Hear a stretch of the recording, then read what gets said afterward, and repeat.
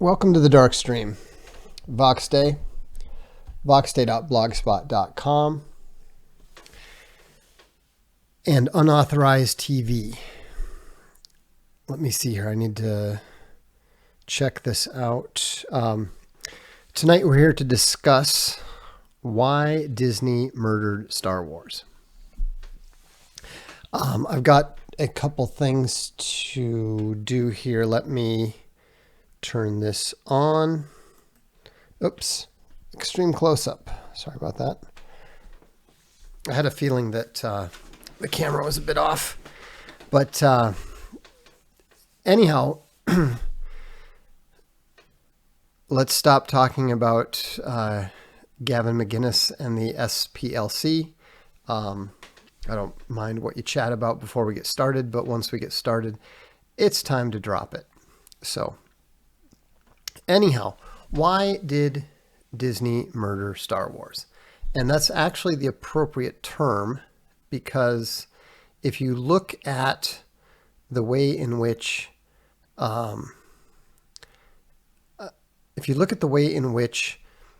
Disney modified the movies, it's difficult to see exactly what the purpose of it would have been.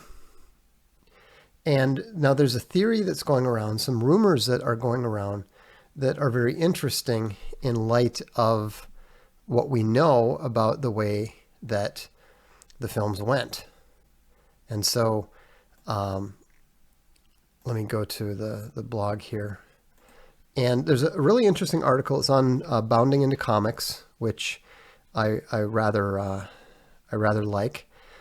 And apparently, there is rumored to be some sort of relationship between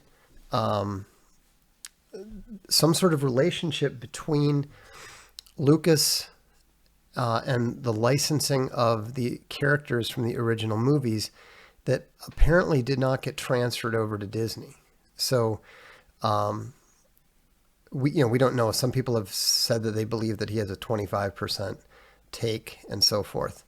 And so the idea, and this is what the report was, Rian was not just randomly writing a story, nor was J.J. Abrams. Their job was to create a canon reboot and introduce the new characters. Rian's job was to kill off the originals, and you were not supposed to notice that it was a reboot.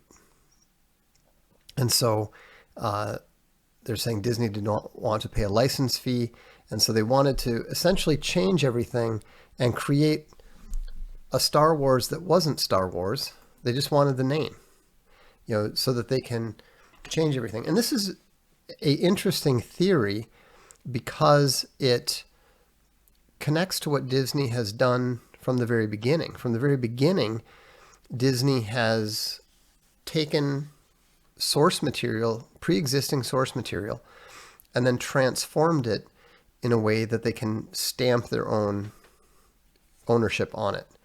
So that's why people are up in arms about the new Ariel for The Little Mermaid, because it completely changes the character that Disney had previously established. And so, I have to admit, I'm kind of, if you look at, the funny thing is, it should be easy to disrupt the Devil Mouse because they don't really own anything. They don't own anything original. But they're so effective at taking existing stuff and modifying it so that you think the new thing is the original thing. Snow White and the Seven Dwarfs is so far from original, it's not even funny. Did you know that there's actually an Indian fairy tale? You think about the names of the seven dwarves, and you think about the you also think about the music. Hi ho, it's off to work we go, etc., etc. So, yeah, this is a reminder. If the stream goes down, don't comment on it. You're going to get banned if you comment on it. All right? So,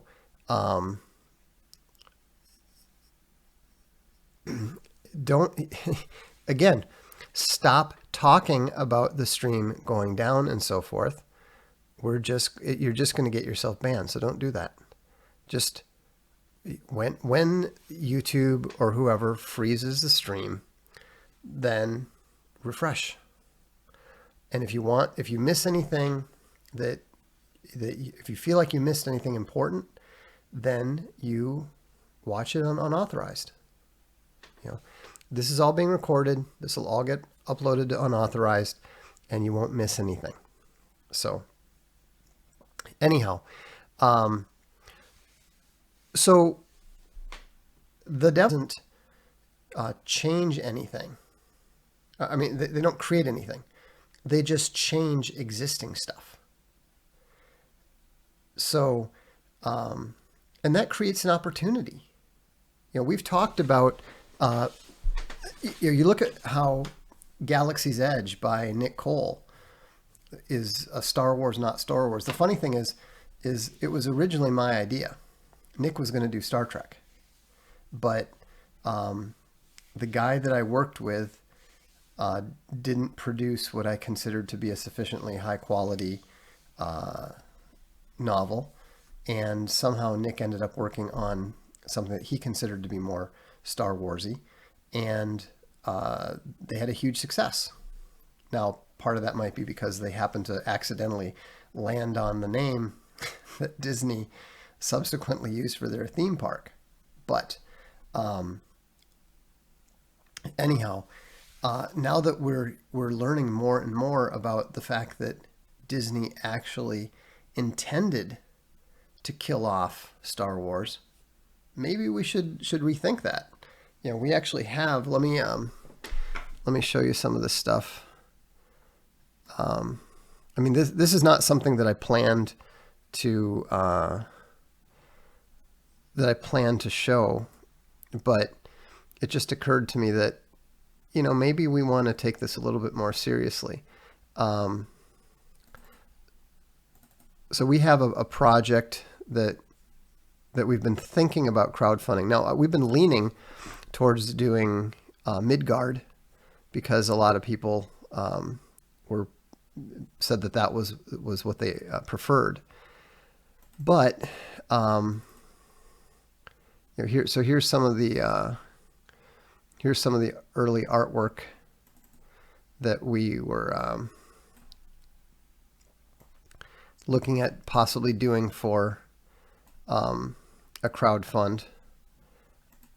I'm not going to mention the name of it yet and stuff because I don't know how serious we are about going in this direction. But just some of the early preliminary artwork of what might be something that would compete very effectively with Star Wars, because it sort of picks up where they left off. Because obviously not only is there no logos in the new Disney stuff, but the story is totally destroyed. And so anyhow, that's just one possibility. We've got good artists. We can do we can do many different things. But it'll be interesting to see how this all shakes out.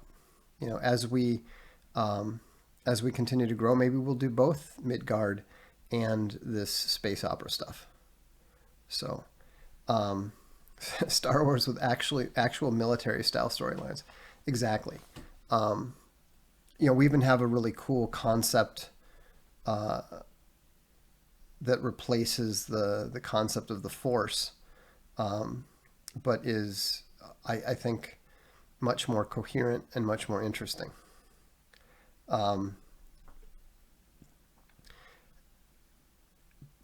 So we'll see how it all shakes out. But I do think we're probably going to do Midgard, the epic Thor first. That's what people want, and but yeah, we'll just have to see. We have a lot of stuff going on right now. The nice thing is that there's so much that is total crap about Star Wars pretty much since the end of The Empire Strikes Back, that you can take the good elements and then go and do an original story that will be much, much better. But here's the thing that I think we need to keep in mind, though. The whole theory, the problem with that whole theory is the idea that these giant corporations actually care about the money. They don't. They really don't. And I was talking to somebody today who was pointing out that the government, and specifically the CIA, has been interfering directly with the entertainment industry for a long, long time. The propaganda stuff, we all remember the World War II propaganda cartoons. You've probably seen some of them. And if you look at the films, some of the Hollywood stars were actually who were drafted and had to serve, were used for propaganda purposes to make propaganda films and so forth, rather than actually serve in the military in a combat manner. And so there were programs like ER. During the Clinton era, a law was passed that allowed the government to provide money directly to the producers of television shows in order to get certain messages inserted into the programs. And it was kind of funny because they were so ham-handed about it. You could actually tell when they were doing that on shows like ER. But they've been doing it in the comics industry. For example, you even know the name of a CIA agent who was inserted into the comics industry and played a major role in keeping Wonder Woman sexy. Do you know what her name was? Gloria Steinem. She was employed by the CIA in the 60s. And that's why the first episode, or the first issue of Ms. Magazine, had Wonder Woman on the cover. And it wasn't long after that the Wonder Woman show with Linda Carter was introduced. And so this has been taking place for a long, long time. This has been taking place since before most of us were born. And you shouldn't think that it's not happening now. Definitely CIA, because a lot of this stuff predates Mossad and predates the existence of Israel. So, and Wonder Woman was created by a complete sexual freak. That they've even tried to rehabilitate him. They made a movie about him and the two women with whom he was involved. And so, it's governments have engaged in propaganda since before Roman times. So this is not new. But the mistake that we make is we think, oh, well, that was happening then, but it's not happening now. Of course it's happening now. Absolutely it's happening now. And so when you see these horrible decisions being made, you need to keep in mind that it's not necessarily all about money. We're seeing that now in the documents that are being revealed with regards to Google, the new Google whistleblower. He is demonstrating, you can see from what they write about, how little they care about money and how much they care about influencing people's minds. That's their primary focus. And so I think that when we see this happen, yes, obviously it's something that we object to, something that we find offensive and so forth. But Ty Richard is right. They choose narrative over money a lot. I don't know if you've heard about this, but Marvel just hired Zoe Quinn. They just hired literally who? She was a complete disaster. She was a complete non-entity as a game designer. She failed so completely at DC with her original comic that they had to shut down the entire Vertigo imprint. On what planet does anyone go and decide, oh, this is a person who failed at this, failed at that? They did the Kickstarter for a video game that they never developed. I mean, think about this. You're Marvel. You want to bring on some new talent. You want to really shake things up. Your business is declining. Now, wouldn't it make sense to talk to, I don't know, somebody who has successfully created literally dozens of new comics, who has created new characters, who has, one of the biggest and most successful comics-based Kickstarters ever? Out of more than 10,000 comics-related Kickstarters, at the time that we did Alt Hero, it was the 21st biggest one of all time, and it was the #1 original comic of all time. It still is the #1 original comic of all time. Even Cyberfrog, respect to Ethan Van Sciver for doing so well with Cyberfrog, but even Cyberfrog is a revival. Wasn't new. Wasn't a brand new original comic being introduced for the first time in the Kickstarter. And so if Marvel actually cared about money, wouldn't they come and talk to somebody like me? Like, hey, you're new to the industry and you're kicking ass. Come and work with the big guys. No, they actually went and hired somebody who has gone from failure to catastrophic failure. At this point, you have to look at it and say, oh my gosh, Marvel is toast. And so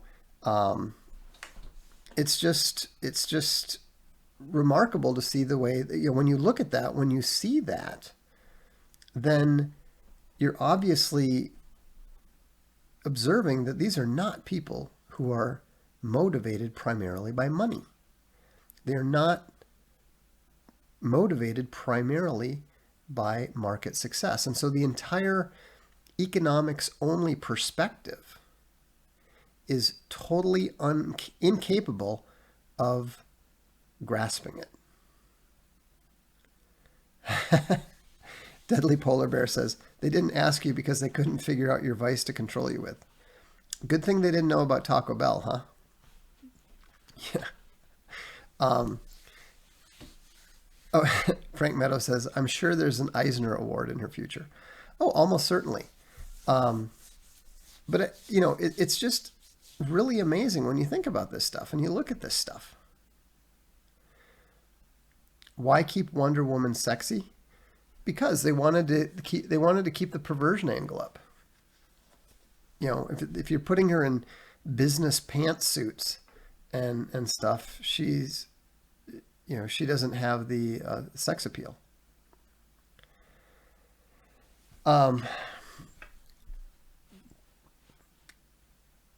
Anyhow, I'm not saying that the people who are reporting about why Disney developed this plan to kill Star Wars. We know that. We absolutely know that they did that. Was there reason to do it? Was it based on money? Maybe it was. I'm not saying that it wasn't. I'm simply pointing out that when we look at the behavior of these converged companies, and especially when we look at the behavior of these, literally satanic companies like the Devil Mouse, like Google, notice that both of those companies are intimately tied with your band, are intimately tied with Epstein, a number of their various executives and so forth have been known to have flown on Epstein's plane, to have been pictured with him. And in the case of Disney, they even had their Disney cruises landing on his island. And so, anyhow, question about terms for fellow chatterers: is converged and paused the same thing? More or less. Converged has a little bit more of a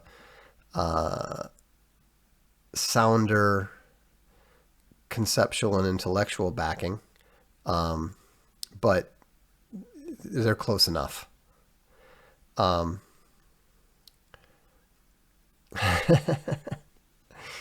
Yeah, all of these things are part of the larger plan, which is, of course, to destroy Western civilization, to demoralize the European nations, and to pull people away from Christianity. That's what all of these eventually come down to at the source. And so, it will be interesting to see how people are going to react, because more and more of this information is coming out. There's 320 megabytes of documents that have come out of Google.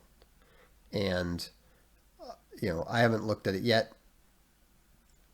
I haven't paid any attention to it yet, but the evil is rife. Like even something like the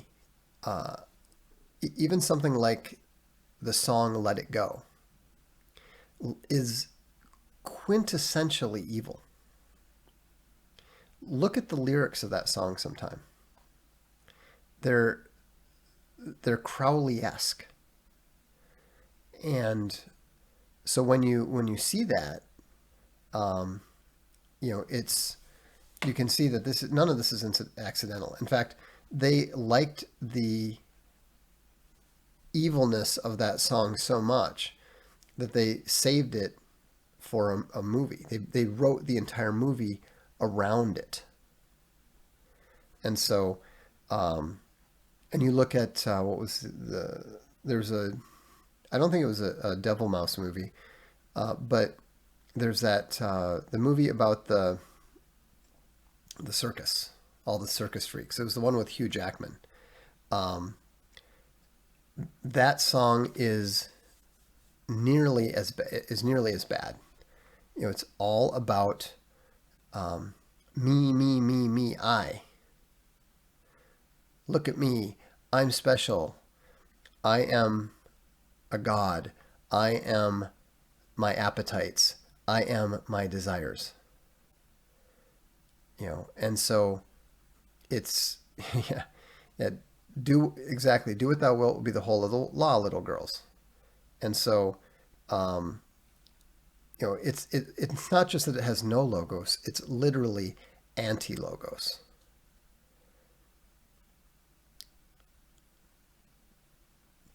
And so when you look at this, you see that it's it's pure evil, um, with a nice little wrapping on it. Um, and it is musically a fantastic song. That's why it's so. I mean, that's why it's such effective evil. You know, um, if you listen to E-Rock's metal version of it, it's just the melody is just fantastic. But the the message of the words, there's nothing wrong with the melody. In fact, that's part of the insidious nature of it. Is that unlike so much of this decadent and degraded music of the modern era, it's actually got melody. It's actually got um, a compelling musical element to it. And probably the reason that they permitted that was because they wanted it to marry to this deeply evil message that comes through in the lyrics. And so, um, yeah, it's a spell. Exactly. Um,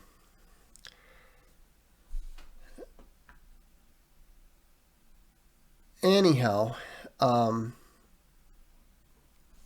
the more that you understand this, the more that you know about this, the better. The more you see through it, and um, and somebody said, the awareness of this evil is, bringing me closer to God, is pushing me towards Jesus Christ, and that's correct, because when you see evil, that's when you turn to God. Um, it's totally false that video games inspire mass killings. That's absolutely ludicrous. So I don't buy it for a second. And there's no scientific support for that concept either. It does, however, teach people how to shoot. So, but that goes both ways. Um, oh, that's interesting. I didn't know this. Horse Mumbler says, "Let It Go" is literally written as the villain song for Frozen. The writers liked it so much that they reframed the character as the hero." Right. Um, anyhow, don't lose heart, because the more clearly that you see evil, the more you are inspired to humble yourself before Jesus Christ. And the more that you're inclined to turn towards the good, the more that you see the ugliness, the more that you see the evil, the more you understand it, the more it gives you a craving for the good, the beautiful, and the true. I mean, I have the same, baser, I have the same baser desires as anyone else and so forth. But the more that I understand what it's doing to me, the more I understand how it's manipulating me, the less I want to indulge myself in it. Once you understand that there's, you know, dog crap inside the chocolate bonbon, you don't want any chocolate bonbons anymore. Even just the sight of them makes you ill. I mean, I actually get tense now when somebody wants to like watch Pirates of the Caribbean or something, Am I going to? I'm not a I'm not a total fascist about it. Excuse me. I'm not a total fascist about it or anything. But I mean, I think it's better if you are. Don't get me wrong, but um, you know, you need to combat it. You need to come against it, and so um, it's important to see what is there and to teach your children what is there, because even if you completely block it out of your house, even if you forbid your kids to watch it in the house, it's in the culture. They have to be aware of what it is. And so, again, I'm not saying it's not good to ban it. I think that it's actually preferable to. But, if your kids have been watching Disney films for 15 years, it's not really practical to suddenly leap in and say, no more of this, no more cartoons. You look crazy. But again, like Owen has said, there is actually something very valuable in being able to see through the spells. Because innocence is great. The innocence of the child is ideal. But the innocence of the child is also a vulnerable innocence. Remember, Jesus tells us to be innocent as doves, but wise as serpents. In other words, you need to be able to recognize the spells, to see it. Do you think Frozen has a pro-lesbian message? I've never seen it, so I don't know. I have no direct knowledge of it. That's not a movie for me. I've never even seen the entire Little Mermaid, although I know all the songs because my wife loved the soundtrack even before we had kids. Frozen 2 will probably work it in.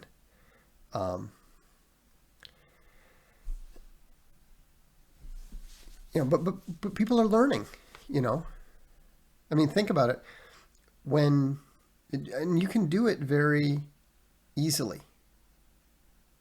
Never refer to the name of the corporation. Always call them the devil mouse. When you start talking about the devil mouse, your kids are going to be curious about it.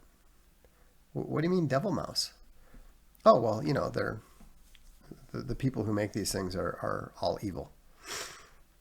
You don't need to get into the whole Epstein issue and so forth. But when you just say that, they can hear the truth in your voice.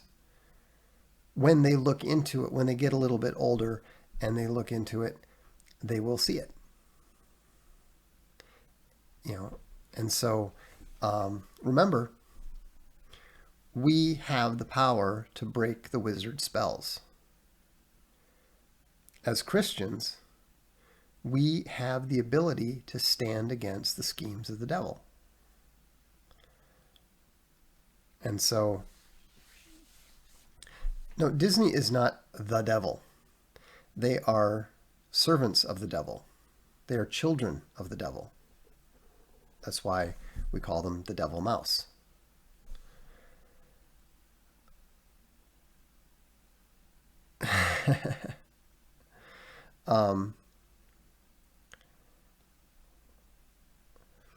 The Kurgan says, I saw Frozen with my daughter and maybe I was innocent, but I didn't see it as bad, really. Go read the lyrics to the song Let It Go and realize that is the entire basis for the movie.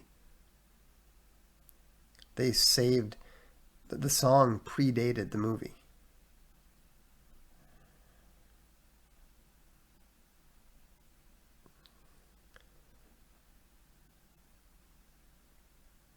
So let me do a few, hit a few super chats here.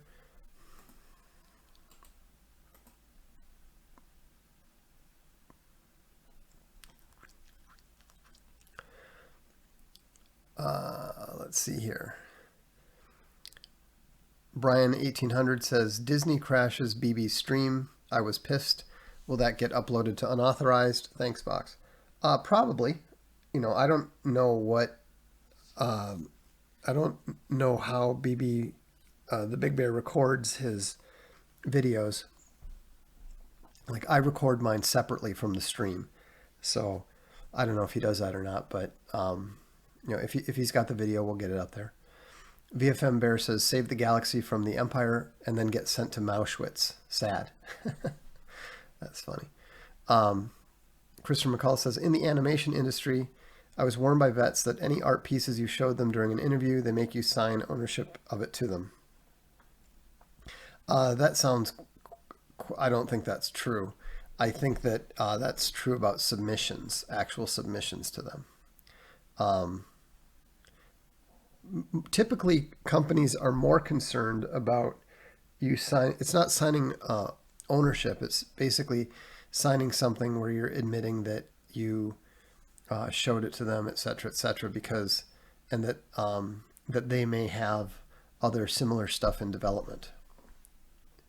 Satoshi Bear throws in $5. Thank you. Dimension 3500 said, could the fall of big entertainment brands from public interest be a sign towards the beginning of a rejection of the escapist ethos of modern society? I don't believe so, because you see just as much interest in good stuff that is well produced. What we're seeing is the rejection of narrative pushing devices that are inferior entertainment. For how long will we be bound to this particular form of bread and circuses? We'll be bound to it until something better comes along.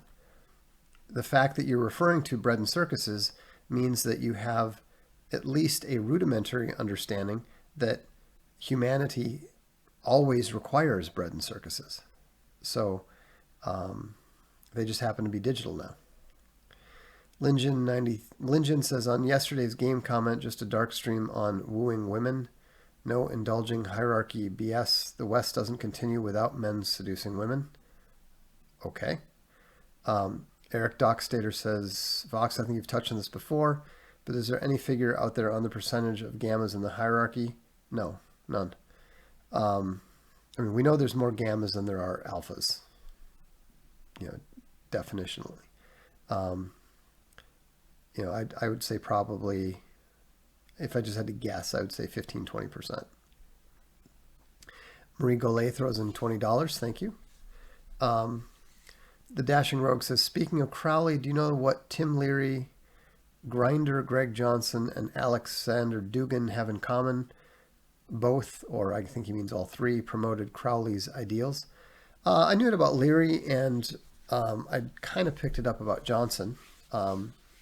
He's pretty strongly, I would call him Christian dubious at best. But yeah, I mean, it's a trap. It's a very common trap that people who reject Logos and who reject Jesus Christ tend to fall into. There's a reason why all of this will to power crap keeps popping up again and again and again. And if you go back and read the original Plato, you read Plato's Republic and stuff, you can see where the ideas come from. So it's nothing new. I've identified 15 in the free trade section alone, but if you do read it, you'll have a basic understanding. I think Stan Lee was ready to sell out as soon as anybody was buying. Stan Lee was clearly a grifter. For all that I was, talking some smack about Jack Kirby back when we first got into comics,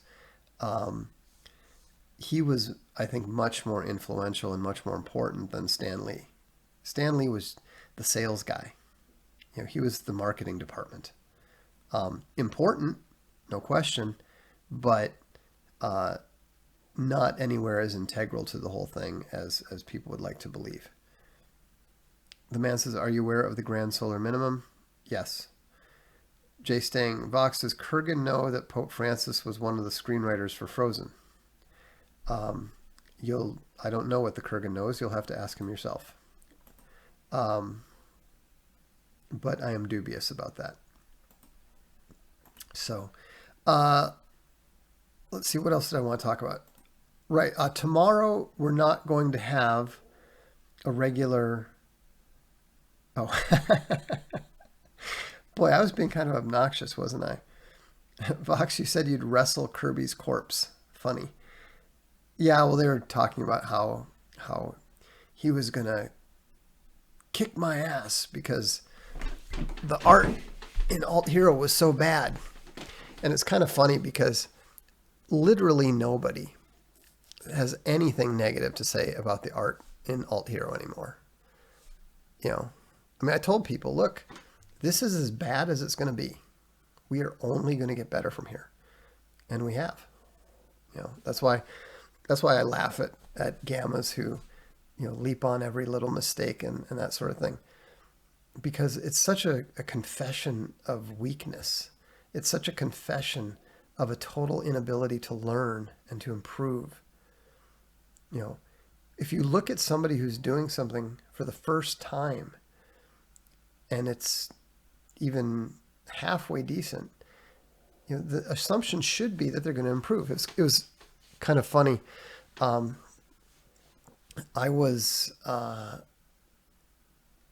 had a bit of a chip on my shoulder against Princeton, specifically the Princeton University track coach, because I visited Princeton in my junior year.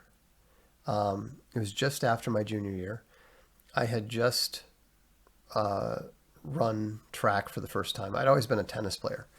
And it was kind of too bad that I didn't stick with tennis, actually, because I was on the JV team in 9th grade. And then in 10th grade, I broke my wrist right before the season, so I couldn't do anything. And then I switched over to track my junior year. And then my senior year, all my teammates won the state championship in tennis.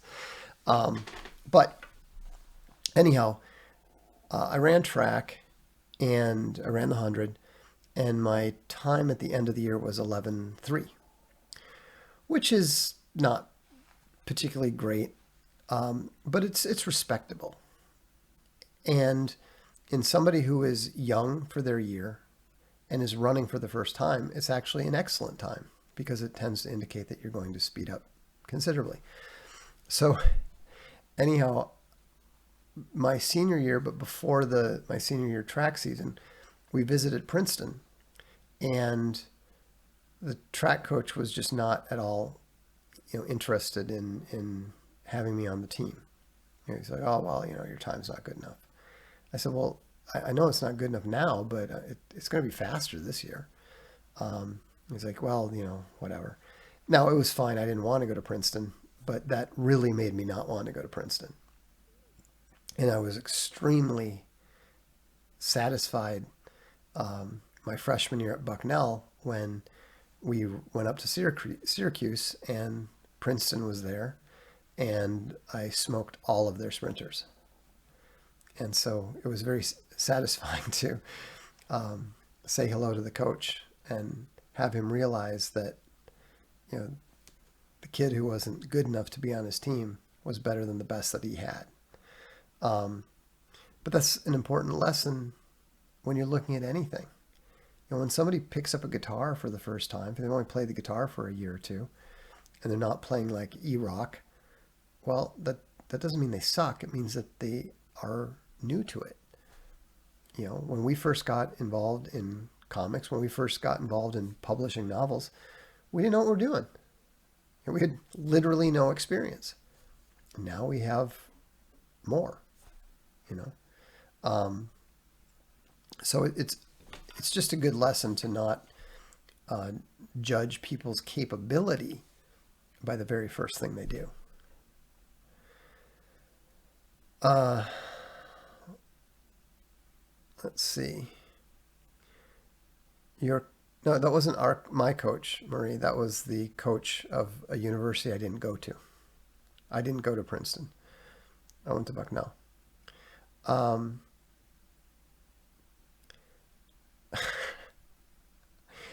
Why do you people ask me about other people? I don't know what JB has done, or what Jordan Peterson has done with regards to Milo. I mean, I've talked to Milo about his new book, How to Be Straight, which is very funny and is yet another #1 category bestseller for Milo. In fact, we just got the paperback out today, so it should be showing up on Amazon soon, and on the Castelia Direct store soon. But as terms of his conversations with Jordan B. Peterson, I have no idea. What did you think of Daft Punk when you were in Psychosonic? Daft Punk was not around when I was in Psychosonic, so I didn't. Is Corrosion, aka The Corroded Empire, available in print on Castelia House? No, we haven't got it. Put it in print yet.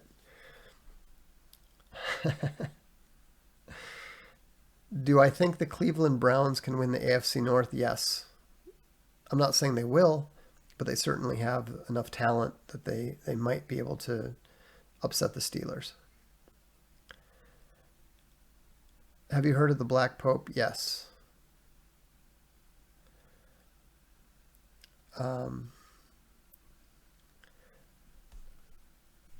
Anyhow, let me make sure I didn't miss anything here. Oh, right. I wanted to talk about the book review tomorrow. Oh, how can I red pill my boomer parents?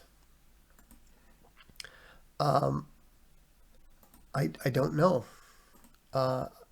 We'll make that the subject of a future Darkstream, because I think that we need to all collectively come up with ideas for that one.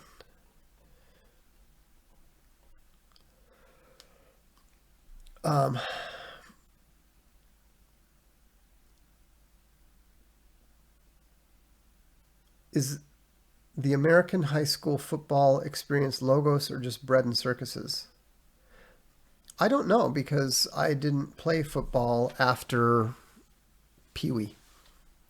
It was kind of ironic because I was annoyed that I didn't get to play much running back, but I couldn't blame the coach. Was a friend of my father's, and he actually apologized to me years later about like not giving me a chance to play.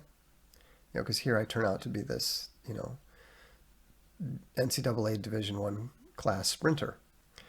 But I couldn't blame him, because the guy that I was playing behind ended up being a Division III All-American at running back in college.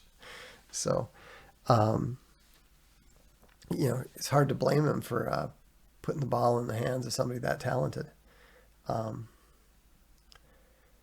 I would not show. I don't think that boomers are going to be convinced by Owen Benjamin's boomer videos. I'll say that.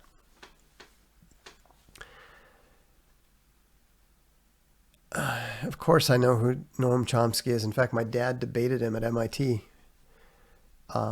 back in the day, I am told. So, anyhow, tomorrow night is not. We're not going to have a regular dark stream. It's going to be the private book review just for the Gold Pack members. I will record the book review, and I will put the book review up on unauthorized for the subscribers later in the book review channel. So it's going to be interesting. If you haven't read it yet, you might want to at least read some of the Amazon reviews or something for the fall, Neil Stephenson's Fall, or Dodge in Hell, as it's called. I think it's going to be an interesting conversation because there's a lot that's impressive about the book. There's a lot that's interesting about the book, but it's also a book that is tremendously flawed. So, and Sir Hamster has it right. Please treat this chat as a living room for intellectual discussion and not a bar room to pick fights. And also, please understand that this is not a place for you to work out your psychological issues or to show people what a smart boy you are. The moderators will crack down hard on any of that sort of behavior. So, yeah, Frank says, I'm on the Name of the Rose currently. I envy you. Thanks for the recommendation. Yeah, I love that book. No, I have not abandoned the book review of Mere Christianity. I've just been extremely busy. As you may have heard, we just reached a resolution with Indiegogo. That has been one of my primary focuses over the last few weeks. Also, if you're a Alt Hero Q backer from the Indiegogo campaign, please email me, voxday@gmail.com, and confirm that you will sign the agreements related to the resolution that we and Indiegogo will be sending you. So, no, the movie The Name of the Rose is not really worth watching. Very disappointing considering Sean Connery and Christian Slater are both in it, but it's not a particularly good movie. So, has the rubble been bounced? That is a mild way of putting it, I think you might say. But we're not talking about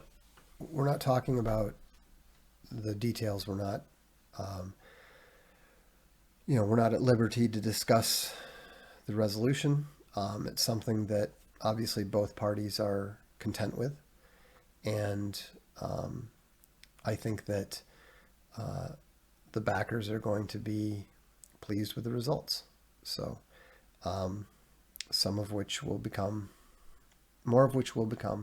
apparent over time. So, Night Sareb. It's funny. So, all right. Well, thanks for tuning in. I appreciate it. I've got to get an early start tomorrow, so I'm going to turn in now. But look forward to seeing you the next time. Remember, we now refer to the company as the Devil Mouse.